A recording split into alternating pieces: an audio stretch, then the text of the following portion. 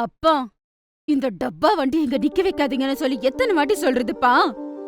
மகளே, இது நம்ம வீடா இருந்தா வண்டிய வேற எங்க பார்க் பண்றது? வண்டியா?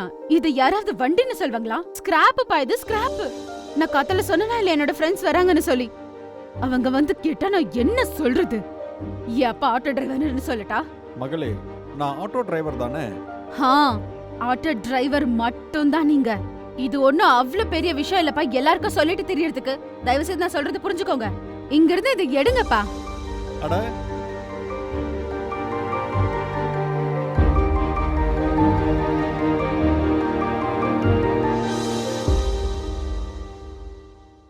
ஏய் செல்லம், அப்பா, இங்க ஏன் நின்னுட்டு இருக்க? வா வா, நான் வீட்ல டிராப் பண்றேன் வா. அப்பா எத்தனை வாட்டி சொல்றது? எங்க காலேஜ் பக்கம் வராதீங்கன்னு சொல்லி. இங்க பின்னாடி ஒரு ஃபங்க்ஷன் இருந்தது. அதனால தான் இந்த ரூட்ல வந்தேன். ஐயோ அதெல்லாம் விடுங்கப்பா, ப்ளீஸ் இப்ப போங்க. அட அனிஷ்கா, என்னாச்சு? அட ஒண்ணும் இல்ல. ஆட்டோக்காரங்க பத்தி தெரிஞ்சது தானே, மீட்டர் போட மாட்டாங்க, ஒண்ணுல வந்துருவாங்க. அங்கிள் நாங்க இப்ப வர போறது இல்ல, போங்க. நாங்க போறது இல்லன்னு சொல்றோம்ல, போங்க. இது பாரு என்னாச்சுன்னு.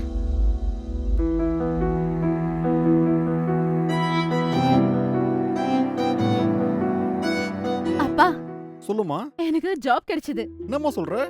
உண்மையா? 25 லட்சம் ரூபாய்க்கான பேக்கேஜ் பா. ஏய் சூப்பர்மா, சூப்பர் சூப்பர்.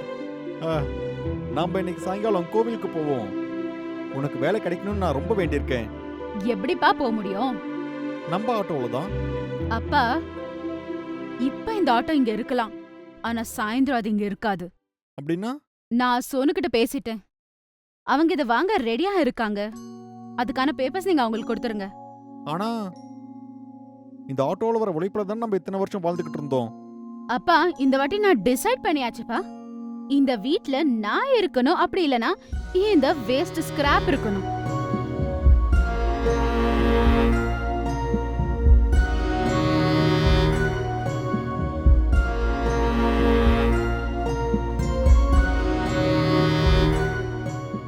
அவர் வாங்க ரெடியா இருக்காரு. சாயந்தரம் அவருக்கு பேப்பர் கொடுத்துருங்க. இந்த வீட்ல நான் இருக்கணும், அப்படி இல்லனா அந்த வேஸ்ட் ஸ்கிராப் இருக்கணும்.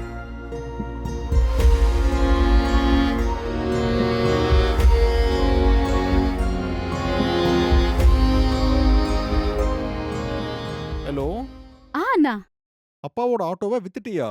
ஆ, பின்ன என்ன, இன்னும் லைஃப் முழுவதும் இந்த ஆட்டோ ஓட்டி ஓட்டி நம்மளுக்கு லைஃப்ல கஷ்டம் கொடுக்க போறாரா? உனக்கு தெரியுமா, நாம இந்த கரியர்ல இருக்க காரணமே அந்த ஆட்டோ தான். என்ன சொல்ற, புரியல. உனக்கு தெரியுமா, அப்பா சின்ன பையனா இருக்கும்போது 10ல இருந்து 6 கவர்மெண்ட் ஜாப் கிடைச்சது. அப்புறம் அவருக்கு தெரிய வந்தது 7 மணி நேரம் வேலைக்கு போனா நம்ம வாழ்க்கை பெட்டரா இருக்காதுன்னு தெரிய வந்தது. அதனால தான் அவர் ஆட்டோ ஓட்ட ஆரம்பிச்சாரு. எக்ஸ்ட்ரா பணத்துக்காக 15ல இருந்து 16 மணி நேரம் ஆட்டோ ஓட்டினாரு. அப்புறம் தான் நம்மளோட லைஃபே பெட்டராச்சு.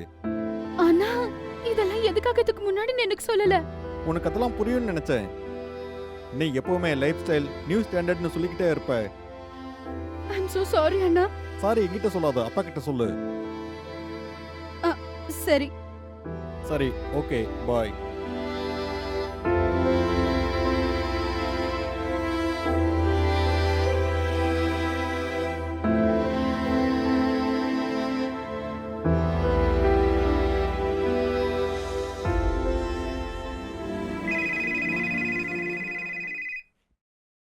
சொல்லுமா. அப்பா, இது நான் ஆபீஸ் போற ஃபர்ஸ்ட் டே. நீங்க என் கூட வரீங்களா? உங்களுக்காக வெளிய வெயிட் பண்றேன். ஓகேம்மா, நான் வரேன்.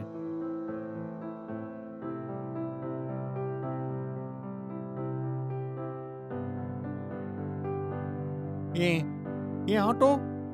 ஆமாப்பா, உங்களுக்காக திரும்பி வாங்கிட்டு வந்துட்டேன். எப்பவுமே உங்களை பத்தி, இதுக்கப்புறம் இந்த ஆட்டோவை பத்தி நான் ரொம்ப வெக்கமா ஃபீல் பண்ணேன்.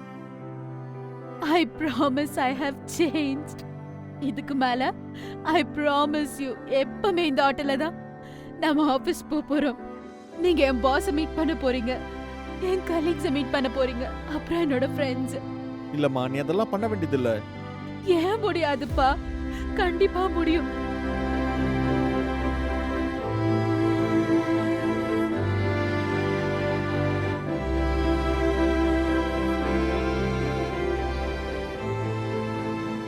திமிரும் அதிக புத்திசாலி அப்படிங்கிற நினைப்பும் ஒரு பேரழிவுல போய் தான் முடியும்.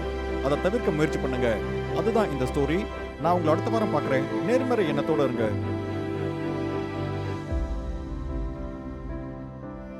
உங்களுக்கு ஏதாவது சைக்காலஜிக்கல் அல்லது ரிலேஷன்ஷிப் பிரச்சனை இருந்தா நீங்க நம்மளோட பாசிட்டிவிட்டி குரூப்ல ஜாயின் பண்ணிக்கலாம். குரூப்போட பேரு நிசோ பாசிட்டிவ். இது ஒரு கம்யூனிட்டி கவுன்சிலிங் குரூப். உங்களோட பிரச்சனையை நீங்க இங்க அனானிமஸா சொல்லலாம். இந்த குரூப்ல இருக்கிற மக்கள் பிரச்சனையை சரியான முறையில தீர்த்து உங்களுக்கு சப்போர்ட்டிவா இருப்பாங்க. லிங்க் கீழ இருக்கிற டிஸ்கிரிப்ஷன்ல இருக்கு. தேங்க்யூ. பாய்.